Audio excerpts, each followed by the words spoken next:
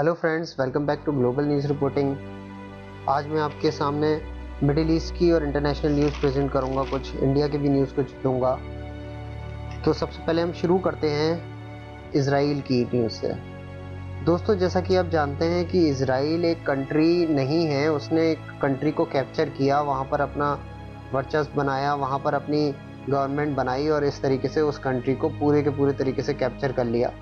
अब वहाँ पर हो क्या रहा है कि इज़राइल पूरे तरीके से उन लोगों पे जुल्म कर रहा है जो वहाँ के रहने वाले थे, जिनकी वो कंट्री थी, यानी पैलेस्टीनियंस के ऊपर। और ये तो आपको पता ही है कि ये दो पार्ट में डिवाइड कर दिया गया है, एक वेस्ट बैंक हो गया है, एक गाज़ा हो गया है। यहाँ पर सब जगह पैलेस्टीनियन रहते हैं। जेरूसलम जो कि मुसलमानों के लिए ख़ास मुकाम रखता है, जेरूसलम के अंदर जो अल-अक्सा मॉस्क है वो बहुत इंपॉर्टेंस रखती है मुसलमानों के लिए, क्योंकि उनका थर्ड सबसे इम्पॉर्टेंट वर्शिपिंग प्लेस है मुसलमानों के लिए वो। इसी तरीके से ज्यूज़ के लिए भी वो सबसे ज़्यादा इम्पॉर्टेंट वर्शिपिंग प्लेस है, और क्रिश्चियंस भी उसको अपना बहुत करीबी वर्शिपिंग प्लेस मानते हैं, बहुत इम्पॉर्टेंट वर्शिपिंग प्लेस मानते हैं। अब बात क्या है कि इज़राइल जो है वहाँ पर किस तरीके से जुल्म कर रहा है लोगों के साथ, कि जो फ़िलिस्तीनी हैं जब वो नमाज़ पढ़ने जाते हैं अल-अक्सा मॉस्क में, अभी जो इंसिडेंट हुआ है उसमें उसने क्या किया, इज़राइल ने वहाँ पर इज़राइल की मिलिट्री जाती है अल-अक्सा मॉस्क के अंदर और उन लोगों पे अटैक करती है। अटैक करने का रीज़न ये था कि पैलेस्टीनियन प्रोटेस्ट कर रहे थे अल-अक्सा मॉस्क के अंदर।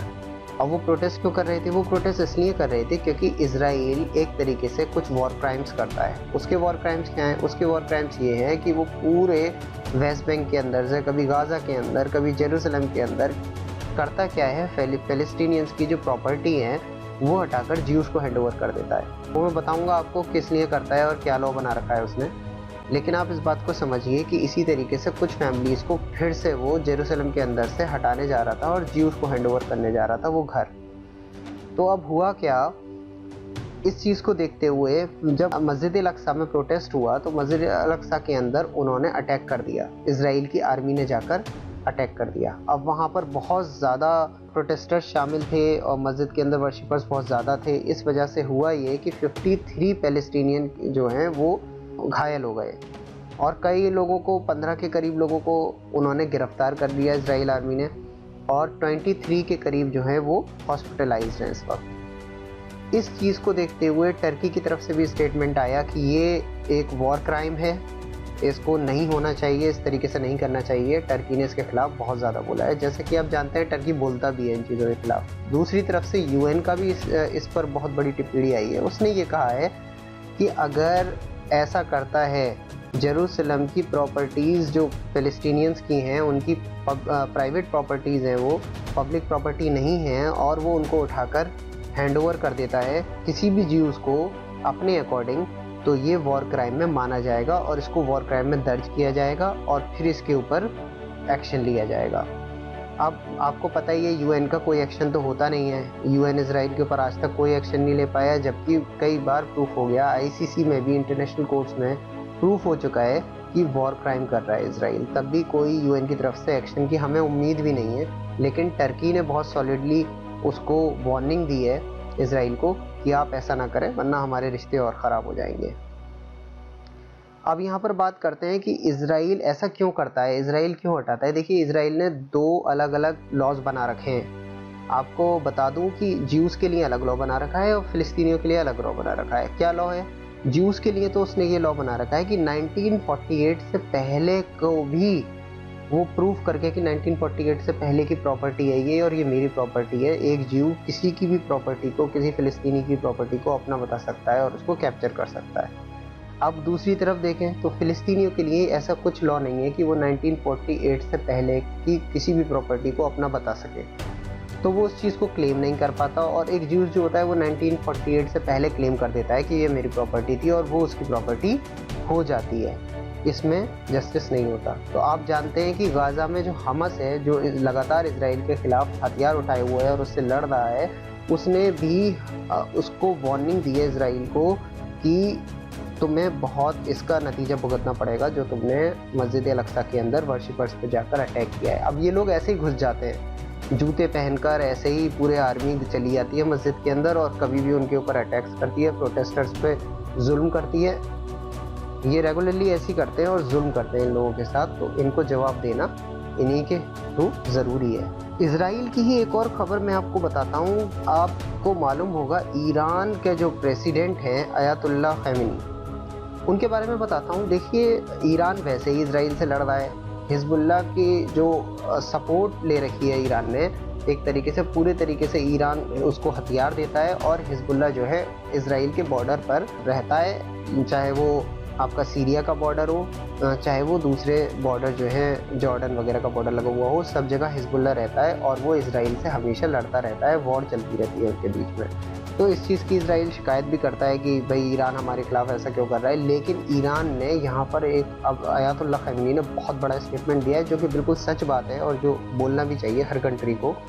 वो उसने ये बोला है कि इजराइल कंट्री नहीं है, ये एक टेररिस्ट बेस है। यानी एक टेररिस्ट लोग आए, उन्होंने अपना एक अड्डा बना लिया, वहाँ के लोगों को अपना गुलाम बनाया, उस जगह को कैप्चर किया और अपने आप को एक कंट्री घोषित कर दिया, जबकि वो कोई कंट्री नहीं है, वो एक टेररिस्ट बेस है। और इजराइल वाकई में एक टेररिस्ट बेस है, ये ईरान के अयातुल्लाह खमेनी का कहना है। ठीक है, उनका स्टेटमेंट मैं आपको पढ़ के सुना देता हूँ, फिर उसका मीनिंग भी बता दूंगा। Israel is not a country but a terrorist base against the nation of Palestine and other Muslim Nations. यानी और जो मुस्लिम नेशंस हैं, जैसे आप ये देखें कि सीरिया में गोलन हाइट्स पर कब्जा कर रखा है इजराइल ने, जबकि वो सीरिया का पार्ट है, वो इजराइल का पार्ट नहीं है, लेकिन कब्जा कर रखा है। इसी तरीके से आप देखेंगे कि जॉर्डन के भी कुछ पार्ट्स पे इजराइल ने कब्जा कर रखा है, लेकिन वो इजराइल का पार्ट नहीं है। जो ईस्ट जेरूसलम है वो इजराइल का पार्ट नहीं है, वो भी मुआहदे के थ्रू है, लेकिन उस पर अपना पार्ट जताकर उस पर, जैसे आप देखेंगे ट्रंप ने घोषित कर दिया कैपिटल जेरूसलम को, जबकि और कंट्रीज़ ने मानने से इनकार कर दिया। तो इसी वजह से ये कहा जा रहा है, ये कह रहे हैं कि इजराइल कोई कंट्री नहीं है, बल्कि एक टेररिस्ट बेस है जो कि एक नेशन के अंदर बनाया गया है, दूसरी मुस्लिम कंट्रीज़ हैं उनके खिलाफ बनाया गया है। और यहाँ पर देखिए ये स्टेटमेंट कब आया, देखिए एक अल कुद्स डे मनाया जाता है आखिरी फ्राइडे में, रमज़ान के आखिरी फ्राइडे में अल कुद्स डे मनाया जाता है। अल कुद्स डे के दिन जगह जगह प्रोटेस्ट होता है इजराइल के खिलाफ। तो ये प्रोटेस्ट पाकिस्तान में, ईरान में, यमन में और बहुत सारी जगह पर हुए, मिडिल ईस्ट में बहुत सारी कंट्रीज़ में ये प्रोटेस्ट हुए। और इन प्रोटेस्ट में एक चीज़ बहुत कॉमन है जो कि लोग इजराइल के खिलाफ नारे लगाते हैं, ये है death to America, death to Israel. ये कॉमन नारा है, सब अपनी अपनी लैंग्वेज में लगाते हैं कि इजराइल को मौत हो, अमेरिका को मौत हो। ये इसलिए लगाते हैं क्योंकि जो जुल्म उन्होंने गाज़ा पर, फ़िलिस्तीनियों पर, जो वेस्ट बैंक पर उन्होंने जुल्म कर रखा है और नेबरिंग कंट्रीज़ पर जो जुल्म कर रखा है, जो ब्लॉकेड कर रखी है गाज़ा के लोगों के लिए, ह्यूमैनिटेरियन एड नहीं जाने देते हैं। अभी आपको बता भी दूँ कि कुछ ह्यूमैनिटेरियन एड आया भी था इजिप्ट की तरफ से, उसको भी उन्होंने वापस कर दिया। टर्की की तरफ से जो एड आता है उसको भी वापस कर दिया जाता है, जो फ़िलिस्तीनियों के लिए आता है। इजराइल उसको करता है, देखता है और कहता है वापस ले जाइए, हम इसको अंदर नहीं जाने देंगे। तो इस तरीके से उन पर जुल्म किया जाता है, ब्लॉकेट किया जाता है, चारों तरफ से घेर के उनको कमज़ोर किया जाता है, उनको भूखा मारा जाता है और जुल्म की इंतहा की जाती है।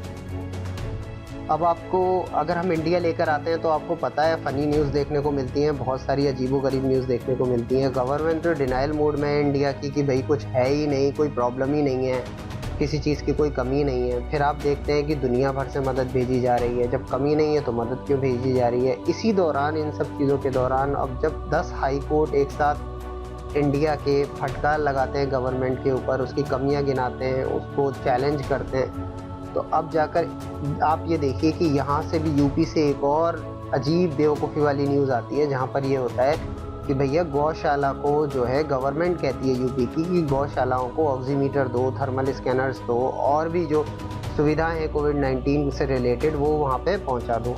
अब ये देखिए कि गौशाला के लिए पर्टिकुलर ऑर्डर क्यों आया।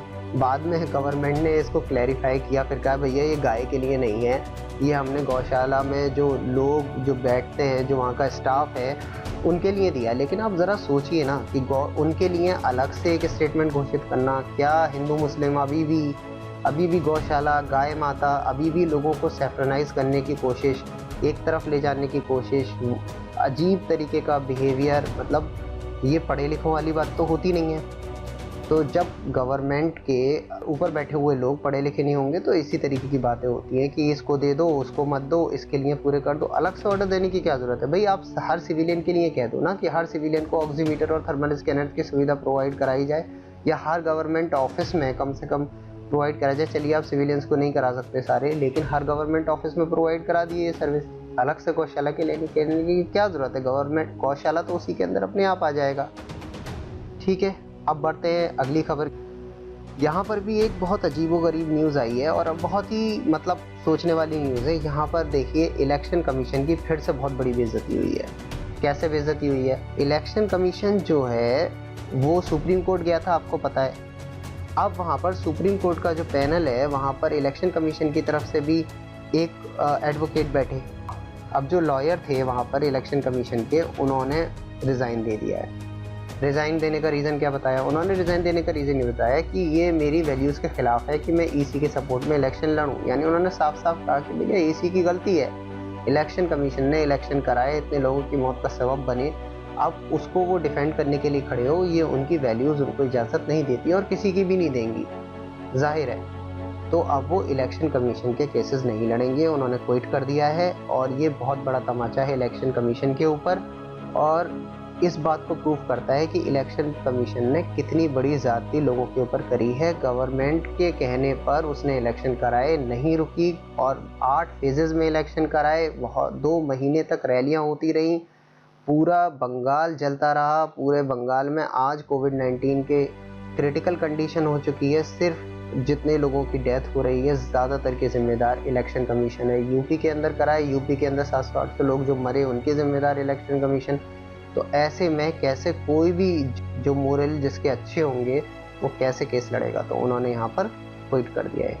आइए चलते हैं एक और न्यूज़ की तरफ जो कि मैक्सिको से है। देखिए, आपको एक सिनेरियो बता दूं कि बहुत जगह यूएस ने क्या किया है कि गवर्नमेंट्स को टॉपल कर दिया है। टॉपल करने का मतलब ये है कि गवर्नमेंट्स गिरा दी हैं जगह जगह की। तो अलग अलग स्ट्रेटजी बनाई जाती है, अलग अलग तरीके से गवर्नमेंट को गिराया जाता है। कभी पब्लिक को खड़ा कर दिया जाता है गवर्नमेंट के खिलाफ, कभी ऑपोजिशन पार्टी को पैसा दे दिया जाता है। जैसे इजिप्ट का अंदर अगर आप केस देखेंगे तो वहाँ पर कूप प्लॉट्स किया था, यानी यूएस की गवर्नमेंट ने मिलिट्री को पैसा देकर, सऊदी की गवर्नमेंट ने मिलकर यूएस के साथ मिलिट्री को पैसा देकर जो गवर्नमेंट थी वहाँ की मुर्सी की, उसको गिरा दिया था। इसी तरीके से टर्की में भी कोशिश की गई थी कि गवर्नमेंट गिर जाए, तो वहाँ पर भी कूप प्लॉट किया गया था।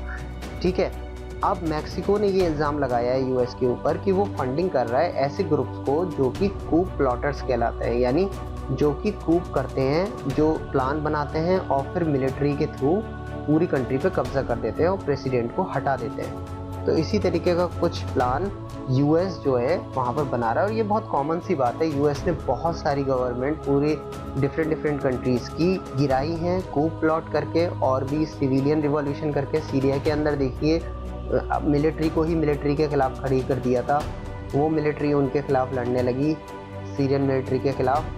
वहाँ पे भी एक तरीके से कूप ही प्लॉट करना कहेंगे उसको आप। हम अब बात करेंगे अफगान तालिबान न्यूज़ की।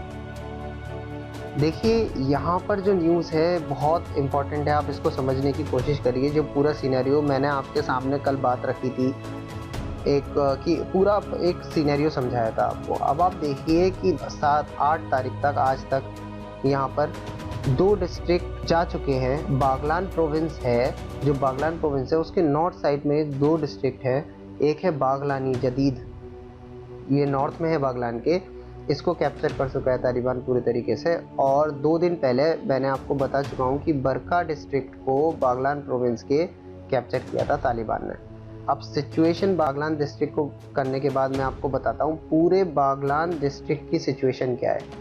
देखिए, यहाँ पर कुल मिलाकर 14 डिस्ट्रिक्ट है। इन 14 डिस्ट्रिक्ट के अंदर 3 डिस्ट्रिक्ट जो है वो तालिबान कंट्रोल करता है, और 10 डिस्ट्रिक्ट जो हैं उनमें लड़ाई चल रही है, और 1 डिस्ट्रिक्ट गवर्नमेंट के पास है। ठीक है, यहाँ पर अगर हम देखें तो कितने डिस्ट्रिक्ट किसके पास हैं पूरे अफ़गानिस्तान के अंदर, अगर हम सिनेरियो देखना चाहें कि कितने डिस्ट्रिक्ट किसके पास हैं, तो यहाँ पर हमें पता चलेगा कि 460 डिस्ट्रिक्ट हैं टोटल, जिसमें तालिबान जो है 78 डिस्ट्रिक्ट कंट्रोल करता है, और जिनमें लड़ाई चल रही है वो है 193, यानी 407 में से 78 तो तालिबान कंट्रोल ऑलरेडी कर ही रहा है, बाकी 193 में लड़ाई चल रही है। और अफगान गवर्नमेंट के पास 136 है। ये जो आंकड़ा है ये दिया गया है अफगान गवर्नमेंट की तरफ से। जो तालिबान क्लेम करता है वो क्लेम करता है कि उसके पास 150 से ज़्यादा डिस्ट्रिक्ट है। तो यहाँ पर ये कंफ्यूजिंग है, बट जो अफगान गवर्नमेंट कह रही है उसके हिसाब से भी अगर हम देखें तो तालिबान एक बहुत बड़ा एरिया कंटेस्ट भी कर रहा है और उसने कंट्रोल भी कर रखा है। ठीक है, तो अब मैं एक और आपको पॉइंट बता दूं कि यहाँ पर एक बहुत स्ट्रेटजिक पॉइंट पे तालिबान ने अपना यहाँ पर एक स्टेप और आगे बढ़ा है, और डैम है जो कि बहुत स्ट्रेटजिक लोकेशन पर है। उसका नाम है बख्शाबाद डैम। ये फरहा प्रोविंस के अंदर है। फरहा प्रोविंस के अंदर ऑलरेडी फाइट चल रही है, तालिबान ने बहुत ज़्यादा कैप्चर कर लिया है, यूएस के बेसिस भी कैप्चर कर लिए हैं और यहाँ पर ये बख्शाबाद डैम भी कैप्चर कर लिया है। अब हुआ क्या, फाइटिंग में ये डैम बिल्कुल डिस्ट्रॉय हो चुका था, ये ठीक से चल नहीं रहा था। तो इसमें उन्होंने एक मीटिंग बुलाई है अपनी तालिबान की ही एडमिनिस्ट्रेटिव ब्लॉक की कि इसको यहाँ पर कंस्ट्रक्शन किया जाए, इसको दोबारा से चलाया जाए और पब्लिक के लिए ओपन किया जाए, सर्विस दी जाए, फिर से यहाँ पर इलेक्ट्रिसिटी वगैरह इस डैम के थ्रू बनाई जाए।